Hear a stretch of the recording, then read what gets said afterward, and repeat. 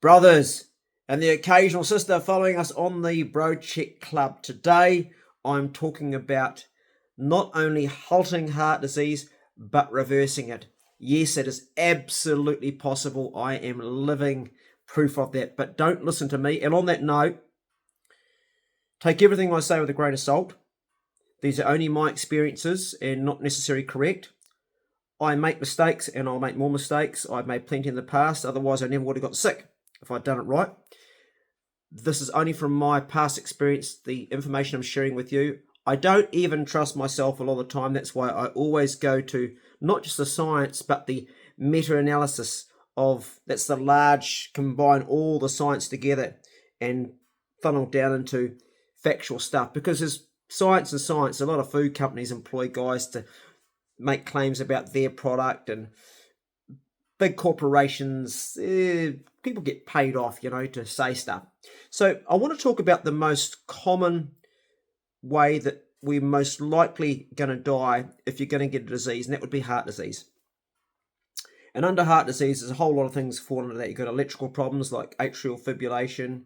There's just so many in that area. Then you've got the atherosclerotic type of heart disease where you've got plaque buildup. You've got things like stroke. You've got places where you're getting vascular dementia. So up in here, your carotid arteries are the thickness of your thumb.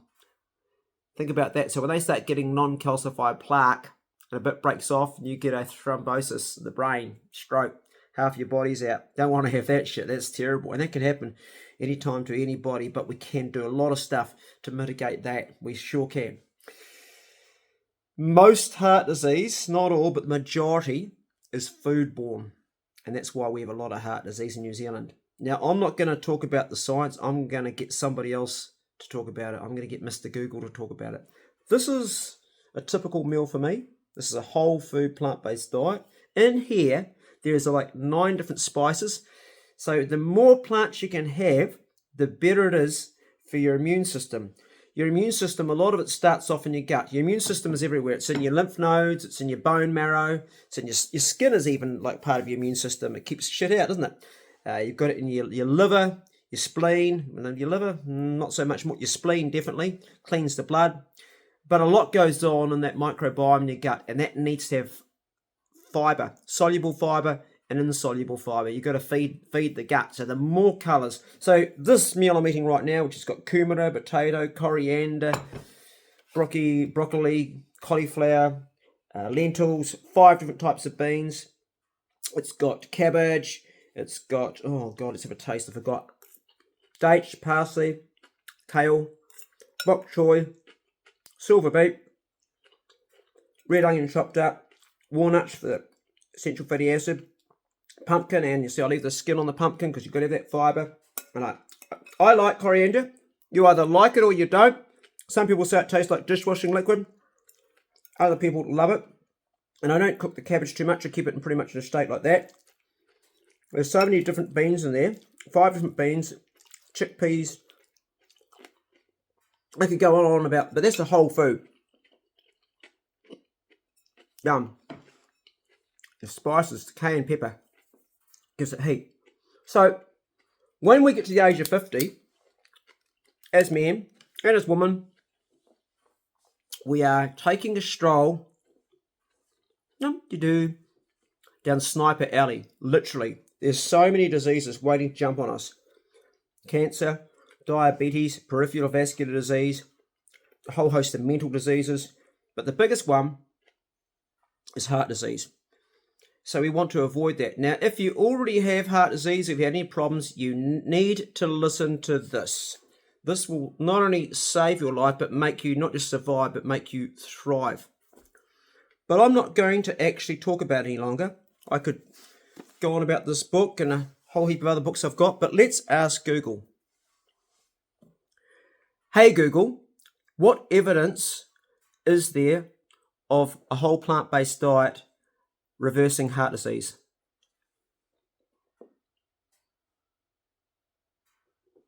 Yes, there is substantial and compelling clinical evidence demonstrating that a whole food, plant-based WFPB diet, particularly when strict and combined with other lifestyle interventions, can reverse heart disease, specifically coronary artery disease, CAD. The most significant and frequently cited evidence comes from the long-standing research of 1. Dr. Dean Ornish's program for reversing heart disease. Key studies.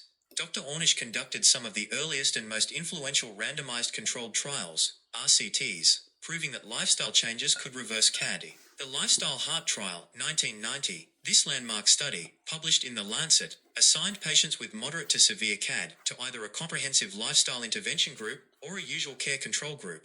The intervention included a very low-fat, less than 10% of calories from fat, vegetarian diet, which essentially translates to a whole food plant-based diet with no added oils, moderate exercise, stress management techniques, like meditation and yoga, and group support. Results.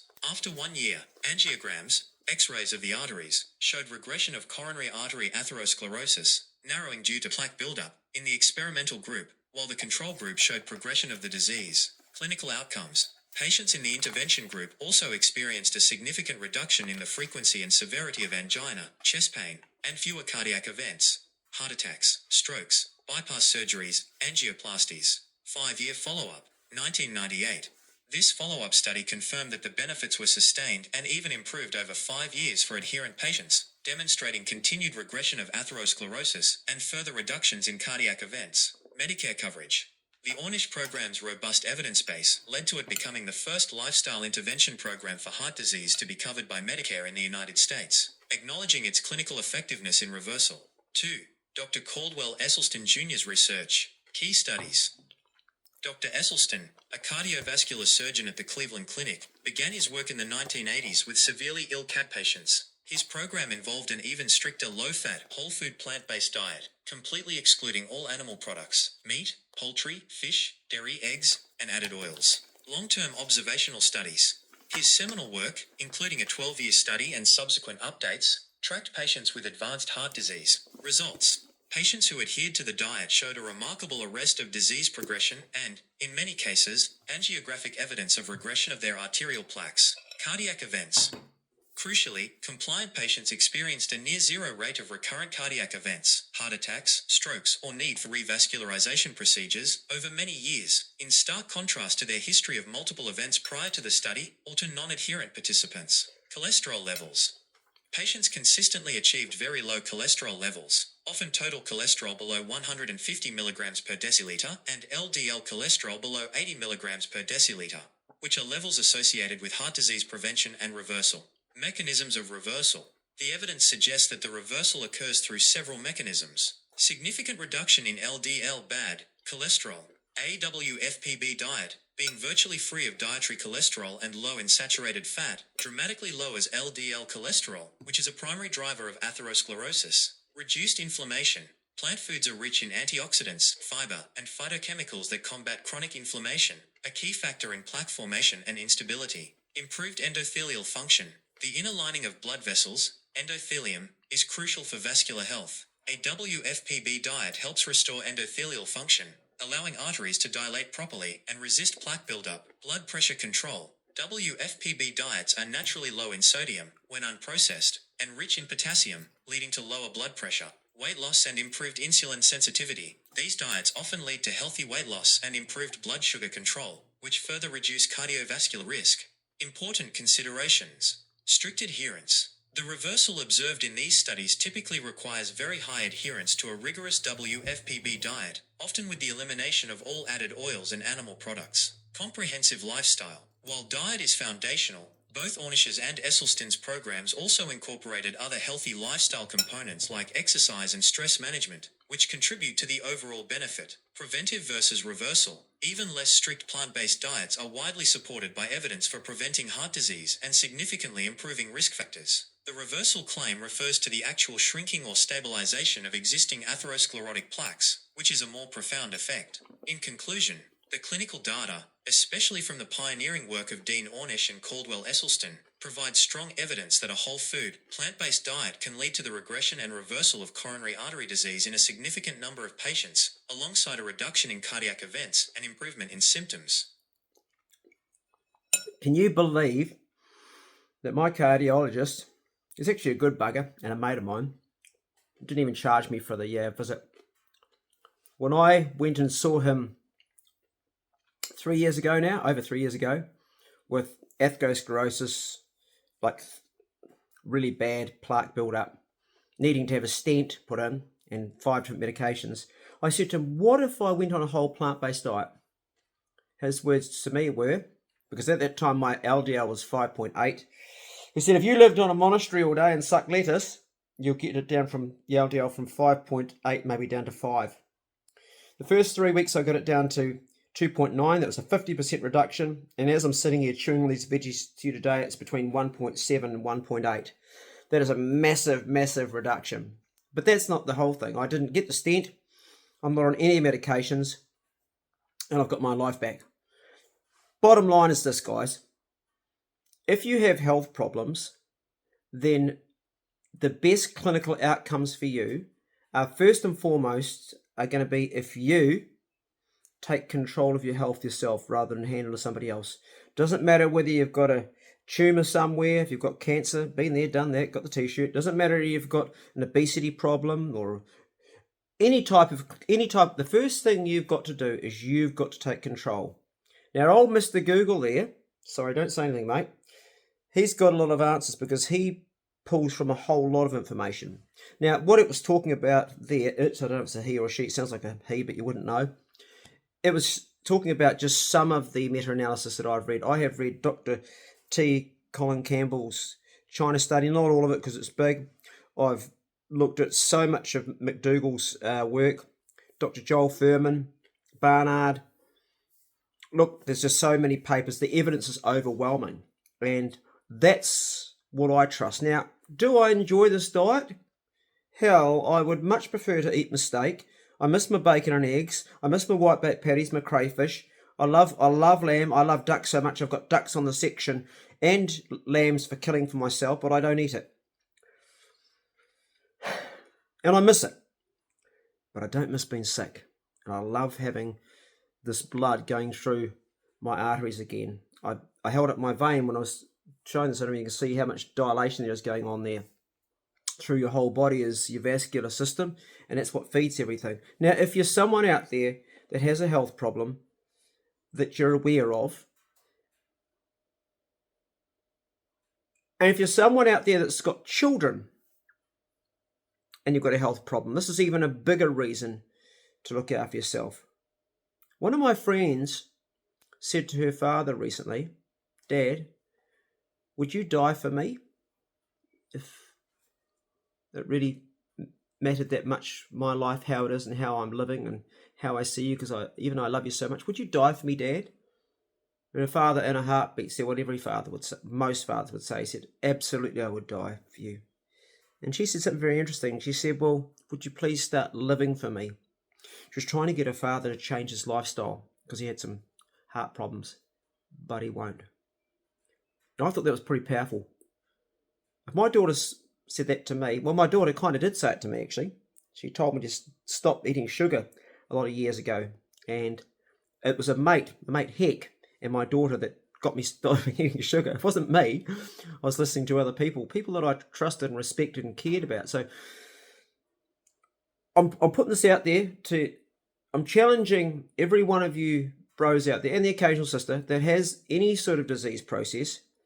Ask this thing here, what are the best clinical outcomes for your disease and what you should be doing and where the science is, and follow the science, and don't follow yourself. Don't follow what you love, not what you enjoy doing the same thing every day expecting a different outcome. That's a form of insanity.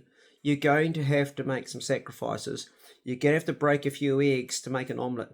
But I can't break eggs because I'm not allowed to eat them anymore. God, I miss eggs. The only time I ever eat animal protein is when I'm doing a primitive survival video. And I'll probably do more of those in the future. I'm only doing 1 or 2 a year, and I haven't done one for 2 years while I've been on this journey. I have just recently done one, and I did eat some fish. I tell you what, it tasted so good, but I actually felt a bit sick afterwards. I ate a lot of shellfish too, because my body's now switched over to this. Good luck on your journey. If you have any questions, put them below and I'll answer them, because like you, when I started on this journey, I had lots of questions. I'm helping quite a few men out now that have got the strength to do this. Not everybody has. Only the strong survive. And it starts up with a bit of jelly between your ears. It's a very, very hard diet to do to start off with, particularly if you're a hunter and a fisherman. I still hunt and I still fish, but I give it to all my loved ones that don't have disease processes. If you don't have a disease process, then you don't have to worry about it. But if you do, well, if you want to prevent a disease, you might want to think about going to whole plant-based diet too, because I certainly turned mine on by being on a carnivore diet where I consumed lots of animal protein. And I feel really bad about the people that you should talk about that, because I was talking about it without any long-term studies and hard endpoints, because there is none on a ketogenic diet. There just isn't.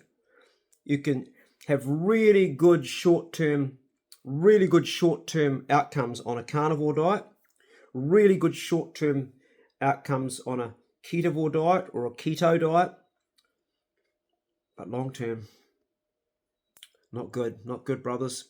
And everybody's doing the carnivore diet right now. If you've got a high Lp(a), that means you've got a familial hypercholesterolemia, where you're genetically more predisposed to getting heart disease, and you're in for trouble. It's imminent that you'll have a heart attack or stroke if you keep going that in the long term. In the short term, you'll be good. You'll see your body get slimmer, you'll feel good, you'll look good, you'll build more muscle, and you'll look like a picture of health. But what's going on in your coronary arteries? And a man is only as healthy as his coronary arteries. The fat you eat is the fat you wear, and you can be a skinny little bastard like me and you wear it all on the inside of your left anterior descending artery, and you know you're in for trouble. That non-calcified plaque ruptures and you've got a thrombosis, you've got a stroke, or worse still, you get a heart attack and you're dead. A lot of people find out they've got heart disease by dying of a heart attack. It's a pretty uncool way to find out. Now, as always, these are only my thoughts and not necessarily correct. It's only what I believe to be factual and truthful. Do your own due diligence.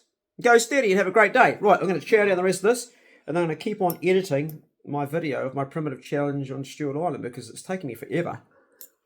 I don't enjoy editing because I've got to sit, and I don't enjoy sitting. Catch you next one, bros, and the occasional sister.